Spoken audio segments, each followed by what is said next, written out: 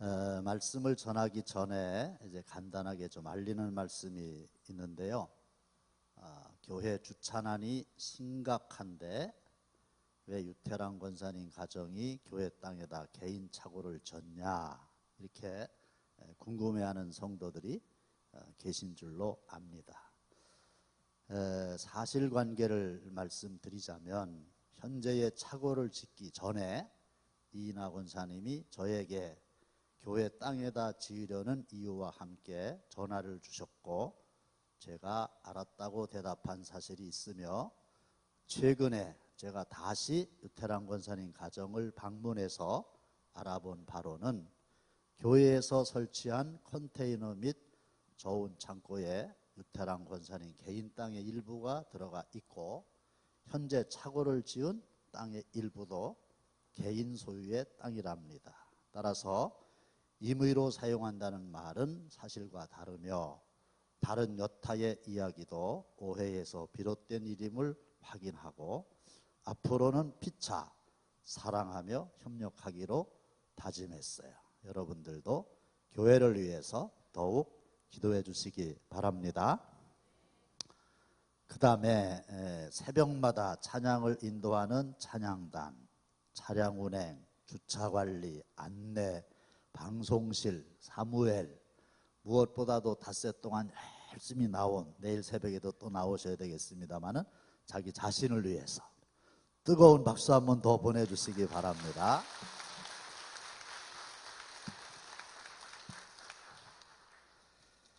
자, 성령 충만을 받아야만 되는 가장 큰 이유가 뭐냐? 바로 사도행전 1장 8절에 있는 말씀인데, 다시 한번 읽겠습니다. 시작. 오직 성령이 너희에게 임하시면 너희가 권능을 받고. 됐어요? 성령이 임하시면 우리가 뭘 받는다고 그랬어요? 권능을 받는 거예요. 내가 성령을 사모하고 성령을 꼭 받아야만 되는 가장 큰 이유는 권능을 받기 위함인데, 이 권능에 대한 오해가 있어요. 자, 성령 충만한 빌립 집사가 사마리아에 가서 복음을 전했죠. 그랬더니 더러운 귀신들이 크게 소리를 지르며 떠나갔죠. 예수의 이름으로 명하노니 더러운 귀신은 떠나가라! 이랬더니 어둠의 세력, 밝은 빛 앞에서 사라지게 되는 거예요. 또 많은 중풍병자와 걷지 못하는 사람들이 고침을 받았죠. 믿음의 기도는 병든 자를 구원하리라. 드디어 이 빌립 집사의 사마리아에서의 성공적인 사역이 예루살렘에 보고되매, 예루살렘에서는 베드로와 요한을 사마리아 지역에 파송합니다. 이 두 사도가 그들에게 안수함에 위로부터 성령이 내려오게 되는 거예요. 그런데 그 성령이 임하는 걸 보고 시몬이라고 하는 마술사가 두 사도를 찾아와서 이런 제안을 합니다. 사도행전 8장 18절로 19절입니다. 시작. 시몬이 사도들의 안수로 성령 받는 것을 보고 돈을 들여 이르되, 이 권능을 내게도 주어 누구든지 내가 안수하는 사람은 성령을 받게 하여. 마술사 시몬이 이 사도들에게 와서 우선 돈을 줬어요. 돈을 딱 내놓고 이 권능이 나오죠.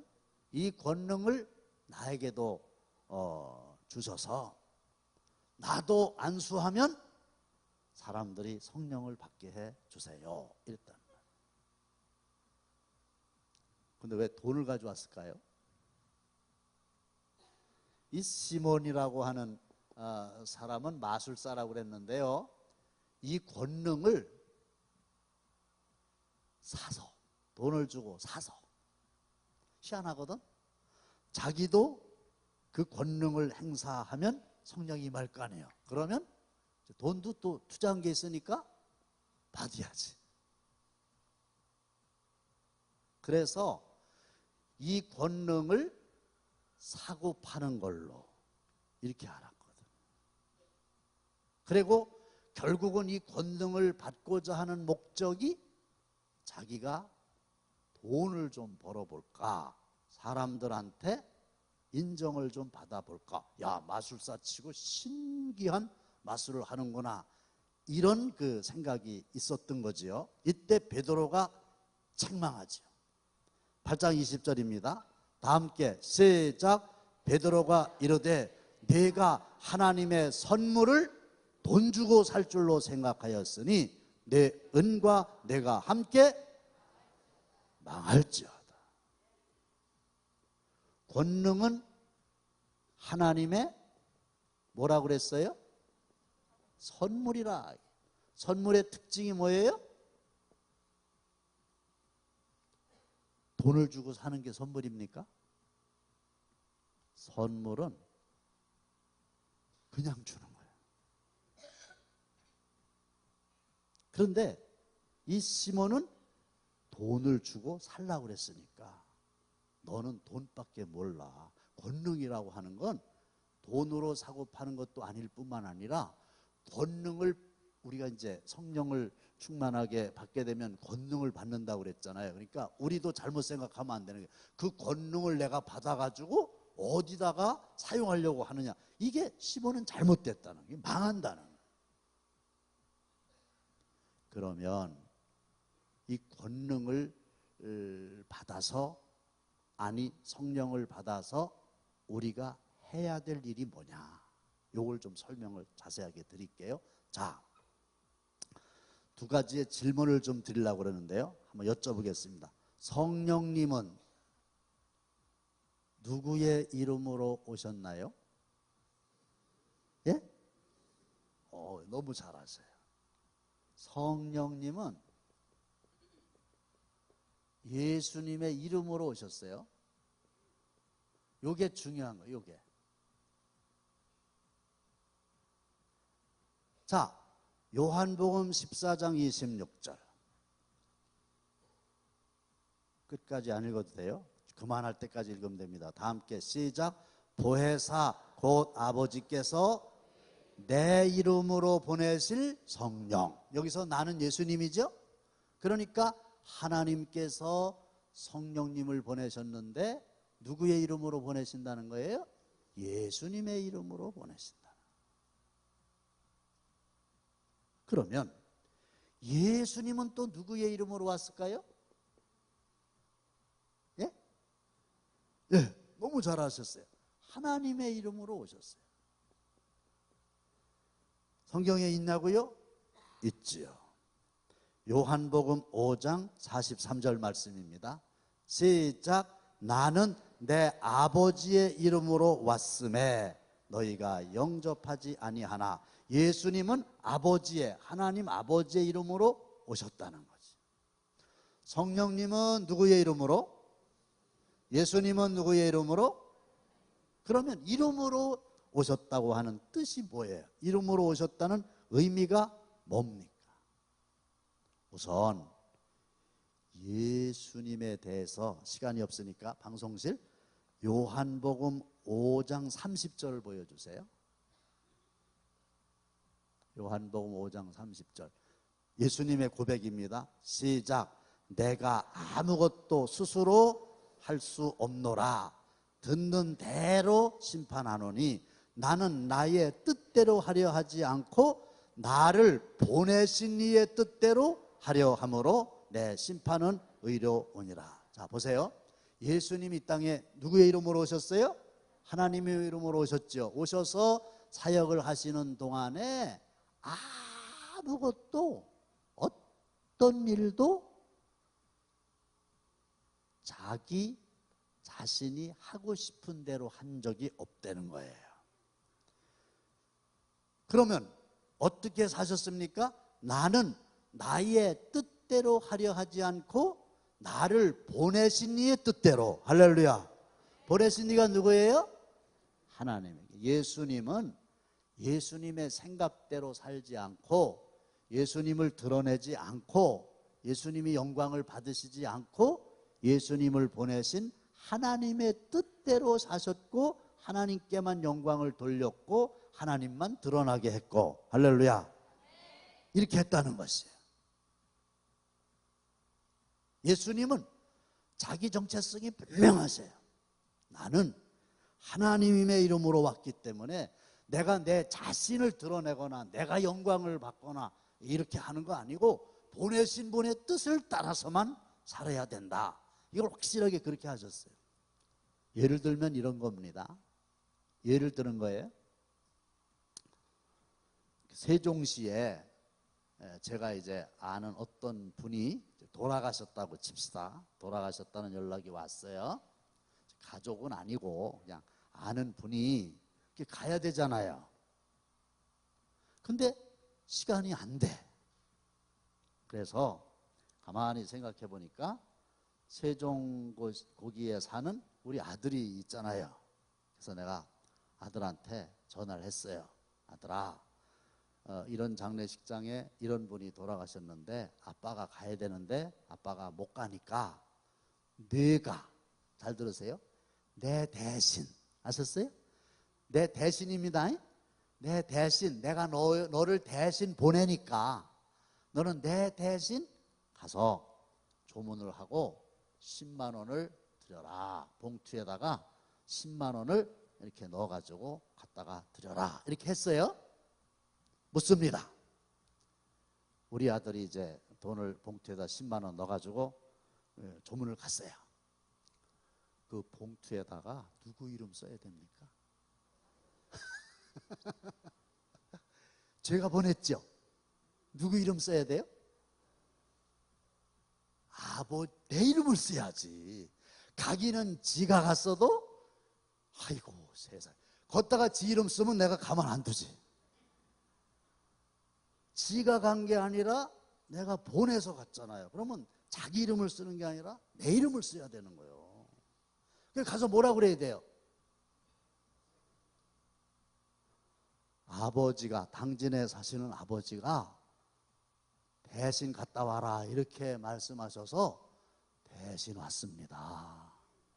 지 명함 줘야 돼, 안 줘야 돼? 네? 이해가 안 가요? 우리 아들이 제 명함을 갖다가 그 사람 줘야 돼, 안 줘야 돼? 왜 명함을 왜 줘요, 지가? 아버지 대신해서 왔다니까 아버지가 온 걸로 해야 돼, 그렇죠? 아버지의 이름으로 왔다는 게 그런 뜻이에요. 그러니까 마태복음에 보면 우리가 주의 이름으로 선지자 노릇하고 주의 이름으로 귀신을 쫓아내고 주의 이름으로 권능을 행하고 막 이랬는데 상 주세요 이랬더니 모른다 그랬잖아요. 그게 말로만 주의 이름이고 주님을 드러낸 게 아니라 자기만 드러낸 거예요. 우리 아들이 봉투에다가 내가 준 돈 갖다가 지 이름 써서 낸 거나 똑같은 거예요. 그러니까 내가 너희를 도무지 알지 못한다. 불법을 행하는 자들아 내게서 떠나가라. 할렐루야. 이렇게 한 거예요. 따라서 성령님은 누구의 이름으로 오셨다? 예수님의 이름으로 오셨으니까 이 성령님은 성령님 자신을 드러내거나 성령님 자신이 영광을 받는 게 아니라 성령이 나타난 곳에는, 성령이 역사하는 곳에는 예수님의 이름만 드러나야 됩니다. 할렐루야. 이게 중요한 거예요. 예수님만 드러나야 돼요. 그러니까 성령을 충만하게 받았다는 사람이 마치 시몬 마술사처럼 자기를 드러낸다든지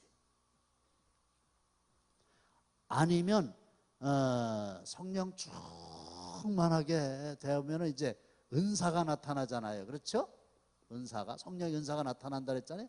마치 이 은사를 자기가 주는 것처럼 여기고 자기가 어떤 그 이득을 취한다든지 이렇게 되면 이거는 기본이 잘못된 거예요. 자, 우리가 성령을 받아야 되는 이유가 뭡니까? 권능을 받고 이렇게 돼 있어요.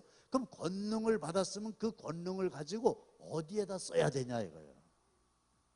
받는 것도 중요하지만 받은 것을 어디에다 쓰느냐가 참 중요한 거예요. 그렇지 않으면 잘못 사용하기 때문에 결과가 좋지 않을 뿐만 아니라 나중에 주셨던 성령을 거두실 수 있다는 거고 받았던 은사가 떠나갈 수 있다는 거예요. 성령의 은사를 우리에게 주신 목적이 있습니다. 에베소서 4장 12절입니다. 다 함께 시작. 이는 성도를 온전하게 하여 봉사의 일을 하게 하며 그리스도의 몸을, 성령의 은사를 우리에게 주신 목적이 세 가지입니다. 그러면 첫 번째는 뭐예요? 성도를 온전하게 하는 거예요. 다시 말씀드리면 성령을 받지 못하면 온전한 성도가 되지 못하는 거예요. 누구든지 그리스도의 영이 없으면 그리스도의 사람이 아니라. 온전한 성도가 될 수 없지요. 그래서 성도를 온전하게 하는 거예요. 두 번째는 뭐예요? 봉사의 일을 하게 하며 이렇게 되어 있어요. 그래서요, 순서가 중요한데요, 성령을 받아가지고 온전한 성도가 된 사람이 봉사를 해야, 은사를 따라서 봉사를 해야 열매를 맺고 부작용이 없는 거지요. 온전하지 않은 성도가, 믿음이 없는데 성령이 뭔지를 모르는 사람이 자기의 생각으로 교회에서 열심히 봉사일을 하게 되면요, 나중에 반드시 시험 들어요. 이런 생각이 드는 거예요. 내가 이렇게 열심히 했는데 왜 나를 안 알아주냐? 내가 이것도 하고 이것도 하고 이것도 했는데 왜 안 알아주냐? 그러니까 서운한 생각이 들지요. 전부 다 인간적인 생각이거든. 그런 사람이 많을 수 있어요. 그래서 자격이 없어도 일을 시키면 자격이 생긴다, 이런 주장도 있고, 아니라고, 제대로 훈련을 하고 제대로 그리스도인이 돼서 봉사일을 해야 된다고, 이런 그 주장이 있는데요, 이게 맞는 거예요. 그 다음에 또 하나는 그리스도의 몸을 세우게 하려 하십니다. 그리스도의 몸은 뭐예요? 교회라고 대답하세요. 그리스도의 몸은 뭐예요? 교회인 거예요. 교회. 교회의 주인은 누구예요? 예수님이죠. 예수님. 그러니까 교회가 잘 되는 게 예수님이 잘 되는 거고. 할렐루야. 맞죠? 교회가 그리스도의 몸이라는 말이에요. 그러니까 예수님은 승천하셨어요. 그리고 예수님처럼 사역을 하고 일을 하라고 예수님이 이 땅 위에 교회를 세워주신 거예요. 교회가 언제 세워졌어요? 성령이 내려올 때 세워진 거예요. 그래서 처음 얼리 처치, 초대교회라고 하는 게 제일 처음의 교회잖아요. 제일 처음의 교회가 마가 요한의 다락방에, 그 교회가 초대교회인 거예요. 그리고 이제 당회가 가까이 옵니다마는 내년에 기도하면서 교회의 표어를 초대교회로 돌아가자, 이런 말이에요. 나중에 다시 설명을 드리겠습니다. 우리도 그들처럼, 지금도 그때처럼 성령이 임해서 교회가 생긴 거예요. 그래서 성령이 충만한 사람은 온전한 성도가 되는 거고요, 그런 사람들이 봉사를 하게 되는 거예요. 그리고 그걸 통해서 그리스도의 몸이 세워져 가게 되는 줄로 믿습니다. 이게 성령을 받는 목적이란 말이에요. 나를 드러내려고 하는 게 아니라 누구를? 예수님을 드러내게 하는 거예요. 예수님의 교회를 드러나게 하는 거고 예수님의 교회를 부흥시키게 하는 거예요. 어떤 경우에라도 교회를 세우는 거에 반대인 무너뜨리는 일을 하게 되면은 그거는 성령과 관계가 없는 거라는 거죠. 아무리 논리를 세워도 그건 아닌 거예요. 그런데 자, 오직 성령이 너희에게 임하시면 너희가 권능을 받고 그랬잖아요. 그러면 이 권능이 뭐냐는 거예요. 권능은 권세와 능력의 합성어거든요. 그래서 권능이라고 하는 말은 권세다. 그리고 플러스 능력이다. 이렇게 두 가지를 권능이라고 그러는 거예요. 자, 봅시다. 그런데 예수님의 제자들이 성령을 충만하게 받기 전과 성령을 충만하게 받은 후에 달라진 게 있다고 하면 그게 뭐에 의해서? 권능에 의해서 그렇게 달라진 거거든요. 그게 중요한 거예요. 아주 굉장히 중요한 거예요. 그런데 성경을 보면 마태, 마가, 누가, 요한에는 성령을 받지 못했어요. 그렇죠? 언제 받습니까? 사도행전에서 이제 받게 되는 거예요. 그래서 사복음은 전이고 사도행전이 후인데 이 전과 후가 어떻게 다른가를 보면 알 수 있어요. 그래 성령이 이때 임하게 돼서 성령이 임한 걸 기점으로 권능을 받고 이때는 권능을 받기 전이니까. 자, 그러면요. 우선 성령을 받기 전에 성령의 권능을 받기 전에 제자들은 어떻게 했나 봅시다. 요한복음 20장 19절입니다. 시작. 이날 곧 안식 후 첫날 저녁 때에 제자들이 유대인들을 두려워하여 모인 곳의 문들을 닫았더니, 거기까지만 이렇게. 이날이 언제예요? 예수님 부활하신 날이에요. 돌아가신 게 아니라 부활하신 날. 예수님 부활하신 안식 후 첫날이. 근데 예수님이 부활했으면 뭐예요?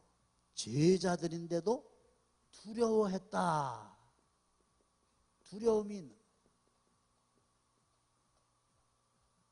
우리 모두에게도 두려움이 있어요. 가지가지의 두려움이 있어요. 그런데 성령의 권능을 받은 후에는 어떻게 바뀌었냐? 그게 권능이라는 거죠. 자, 사도행전 2장 14절 시작.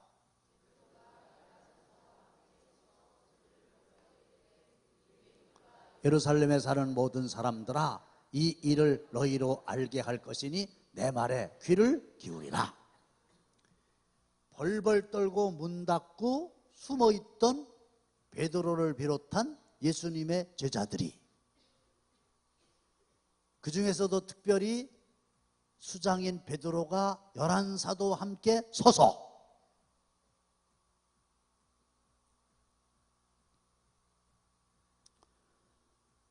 바로 얼마 전에 예수님을 죽였던 정치, 종교 권력 앞에 담대히 나타나가지고 사도와 함께 섰다 그랬잖아요.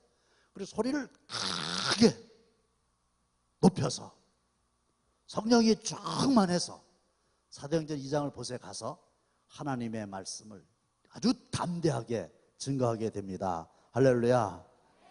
그러니까 권능을 받기 전에는 두려워했는데 권능을 받고 난 다음에는 담대해졌다는 겁니다. 성령을 받기 전에는, 권능을 받기 전에는 세상에 이런 일 때문에 두렵고 저런 일 때문에 두렵고, 그런데 성령의 권능을 받고 나니까 심지어 죽음도 두렵지 않더라. 근데 이걸 받지 못하면 죽음은커녕 체면이 어떻게 되나, 하나님의 영광이 문제가 아니라 내 낯이 어떻게 되나, 내 계산이 어떻게 되나, 이런 것 때문에 벌벌 떨고 주저하고 이러는데요. 성령으로 충만하게 되면 나는 죽어도 좋고 주님이 살면 되는 거고, 할렐루야, 이렇게 되는 거예요. 그래서 담대하게 주의 복음을 증거하게 되니까 하루에 이 베드로의 설교를 듣고 가슴을 치며 회개하는 사람들이 3,000명이나 되더라. 이런 역사가 일어나게 된 건데, 그게 뭐예요? 권능을 받아서 그렇게 된 거라는 거죠. 두 번째로, 이 권능을 받기 전에는 어땠느냐? 누가복음 14장 17절입니다. 시작. 예수께서 이르시되 너희가 길 가면서 서로 주고받고 하는 이야기가 무엇이냐 하시니 두 사람이 슬픈 빛을 띠고 머물러 서더라. 이게 부활한 날이거든요. 근데도요, 슬픔이 있는 거예요. 이런 일 때문에 저런 일 때문에 마음이 슬프시잖아요. 그런데 이들이 성령의 충만함을 받고 권능을 휘운 다음에는 어떻게 변했느냐? 사도행전 5장 40절로 41절입니다. 시작. 그들이 옳게 여겨 사도들을 불러들여 채찍질하며 예수의 이름으로 말하는 것을 금하고 놓으니 사도들은 그 이름을 위하여 능욕받는 일에 합당한 자로 여기심을 기뻐하면서 공의 앞을 떠나니라. 할렐루야. 어떻게 했다고요? 기쁨이 충만한 건데, 하나님의 말씀을 증거하다가 공회에 잡혀가지고 실컷 채찍질 당했어요. 능욕을 받았어요. 지금으로 얘기하면 우리나라는 그런 일이 없습니다만은 복음을 전한다는 이유로 경찰서에 연행돼 가지고 경찰서에서 채찍으로 엄청나게 많이 맞았어요. 그리고 내놓으면서 하는 얘기가 다시는 예수의 이름으로 말하지 말아라, 그랬단 말이에요. 그런데 거기서 나오면서 예수의 이름을 위해서 능욕받는 일에 합당한 자로 여기심을 기뻐했다, 이거거든. 그러니까 두들겨 맞아도, 예수의 이름을 위하여 일하다가 두들겨 맞아도 그게 너무 기뻐서 정말 기쁨이 충만해서. 자, 정리합니다. 두려움이 바뀌어서 뭐가 됐어요? 담대함이 됩니다. 이런 얘기하면 여러분들이 좀 오해하실 수 있는데요, 이해는 하지만은 성경에 있는 대로 말씀드리면요, 우리가 오해를 벗어야 돼요. 몇 년 전에 샘물교회인가 어디 교회의 성도들이, 어느 나라죠? 어느 나라에, 중동의 어느 나라에 가서 복음을 전하다가 죽었지. 어느 나라세요? 응? 아프가니스탄? 그러니까 이제 우리들 생각에 보세요. 거길 왜 보냈냐? 그렇죠? 그 위험한 나라, 여행 금지 국가인데 거기를 왜 보냈냐? 그리고 너무 공격적으로 선포하는, 복음을 전하는 거 아니냐?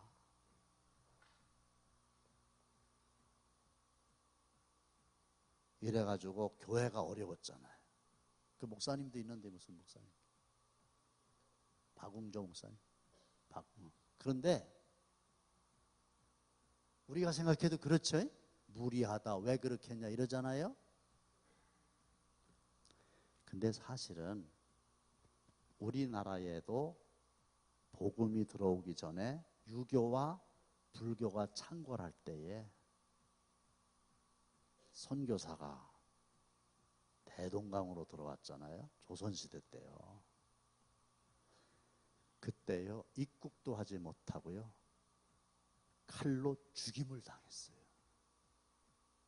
그리고 천주교인들도요, 선교 초기에 얼마나 많은 사람들이 죽었나 몰라요. 이유는 하나요. 왜 와서 복음을 전하느냐는 거지. 그런 순교의 피를 기반으로 해서 이 나라의 어둠이 물러가고 복음이 들어온 거거든요. 그리고 그 죽은 분이 선교사였나요? 죄송합니다. 근데 그 제주도 사람이었잖아요. 그 아버지가 장로님이었어요. 자기 아들이 가서 죽은 거예요. 근데 이 장로님이요, 이야, 진짜 대단하더만. 자기 아들이 순교의 제물로 쓰임받게 된 거 감사하다고 그렇게 했어요. 그거 잘못되면은 뭐 그 교회에다가 왜 아들 보내가지고 죽였냐고 그렇게 안 하겠어요? 근데 하나님의 나라를, 주의 예수의 이름을 알지 못하는 나라에 증거하다가 죽임당한 거, 순교의 제물 된 거 감사하다고. 사실은요, 기독교는 죽어도 살겠고, 할렐루야, 시시한 데가 아니라 생명을 내걸고도 증거해야만 되는 가치가 있는 거예요. 그걸 두려워하면 안 되는 거예요. 근데 뭐 그 알량한 자존심, 뭐 알량한 손해이익 그런 거 가지고 벌벌 떨고 이러면 안 돼요. 나는 죽으면 어때? 사실은 주님이 살면 되는 거고, 할렐루야, 주님의 몸이 교회라는 거예요. 그 다음에 이 슬픔 이거요, 성령의 권능을 받기 전에 얘기지, 권능을 받게 되면요 슬픔은 달아나고 기쁨이 충만하게 될 줄로 믿습니다. 이게 권능의 실체라는 말이에요. 이게 권능의 실체. 두려움이 담대함으로, 슬픔이 기쁨으로. 이게 권능의 실체예요. 권능을 받고는 이렇게 바뀌었어요. 여러분들의 삶 속에도 두려움이 사라지고 슬픔이 사라지고 담대함과 기쁨이 충만케 되기를 주님의 이름으로 축원합니다. 이게 능력이에요. 이게 능력이에요. 이게 능력. 권능 중에서 이게 능력이에요. 권세는 뭐냐? 뭐가 권세냐? 하나님의 자녀가 된 게 권세예요.